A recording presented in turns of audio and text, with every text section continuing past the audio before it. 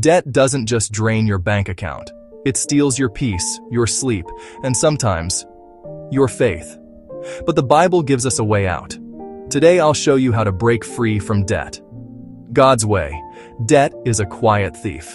It doesn't break down your door in the middle of the night, but it steals from you all the same.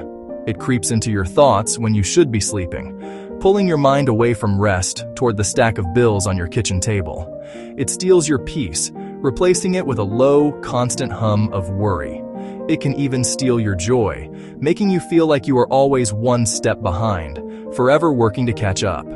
This is a feeling millions of people know intimately.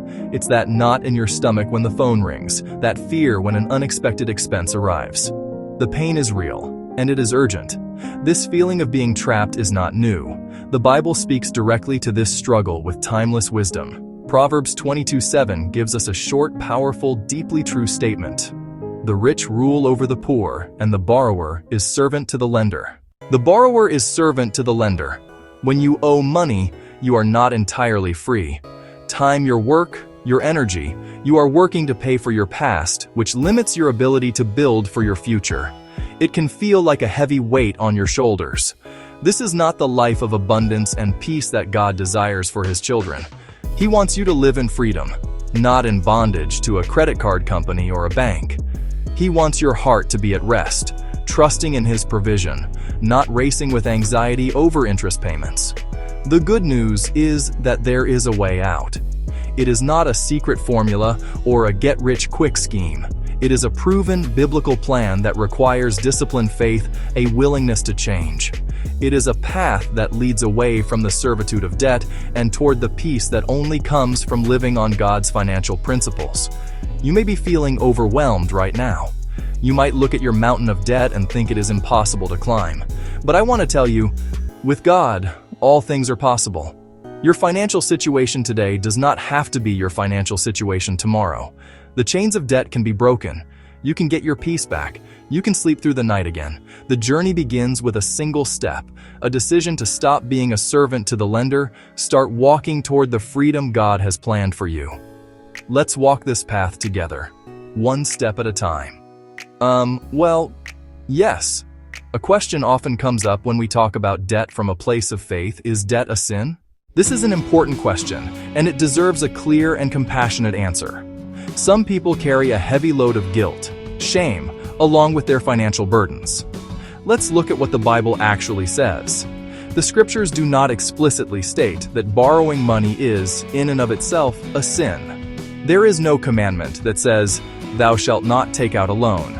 However, the Bible is filled with wisdom that strongly cautions against it, pointing to debt as a place of disadvantage and risk. The Bible consistently portrays debt as a burden, not a blessing. Think back to Proverbs 22:7. The borrower is servant to the lender. This is a statement of fact. It puts you in a position of servitude. In the New Testament, we find guidance in Romans 13:8. Let no debt remain outstanding, except the continuing debt to love one another. The only continuous debt we are meant to carry is the debt of love. Financial debt should be resolved and avoided, not accumulated. So, taking on debt may not be a sin, but it can be an unwise choice with negative consequences. It is a trap that can cause immense stress, damage relationships, and hinder our ability to be generous and obedient to God's calling. It can lead to worry, which the Bible tells us to avoid, and foster a spirit of discontentment, the opposite of gratitude. Therefore, view debt not as a sin, but as a significant burden, a heavy weight that keeps us from running the race God has set before us with freedom and endurance. If you are carrying debt, release yourself from the shame. God is not angry with you. His heart is for you. He is a God of grace and second chances. He sees your struggle, and He wants to help you get out from under that weight. The goal is not condemnation, but empowerment with biblical wisdom for a better future. Understanding that debt is a burden, not a sin, frees you from paralysis of guilt, allows you to move forward with a clear mind and a hopeful heart, ready to take practical steps toward financial peace. Well, amen to that. Before you can begin to empty a flooded room, you must first stop the water from pouring in. The same principle applies to your finances. The absolute first step in breaking free from debt is to stop creating more of it. You simply cannot get out of debt while you are still digging the hole deeper. This sounds incredibly simple, but it is often the most challenging step. It requires a fundamental shift in your behavior and mindset. It means drawing a line in the sand and declaring, "From this day forward, I will not use debt to finance my life." This decision is the foundation of your journey to freedom. Making this commitment means you must stop borrowing money. For most people, this starts with the credit cards. Take them out of your wallet, cut them up, freeze them in a block of ice, create a barrier between you and easy credit. You will start living on the money you actually have. Transition to a debit card, or better, cash. This change will feel uncomfortable at first. You will have to say no more often, no to eating out when it's not in the budget, no to that new gadget, no to a vacation you can't afford. Learn to delay gratification. This is where a change of heart becomes crucial.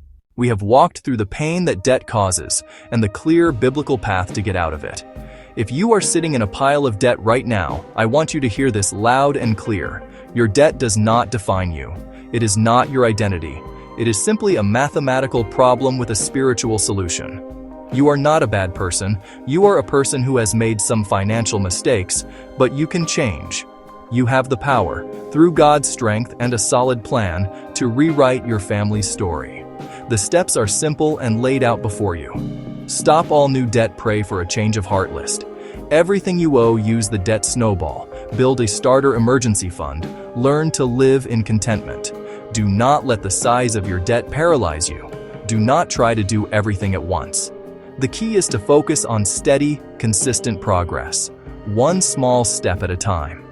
God does not ask for perfect execution. He honors faithful movement. He sees the small acts of faith, the decision to pack a lunch instead of buying it, the choice to say no to an impulse purchase, the prayer for strength to keep going when you feel tired. These small, obedient steps are what lead to massive victories over time. Your journey to freedom is built not in giant leaps, but in the daily choices you make. You have a choice to make today. You can continue down the same path, living with the stress, worry, and servitude of debt. Or you can choose a different path. You can choose the path of discipline, sacrifice, ultimate freedom. The path to freedom is not always easy. It will require you to go against the grain of our culture. It will demand patience and perseverance. But I promise you, the peace and hope that await you on the other side are worth every bit of the effort. The ability to sleep soundly, to give generously, to make decisions based on your dreams instead of your payments. Let this be the moment your new story begins.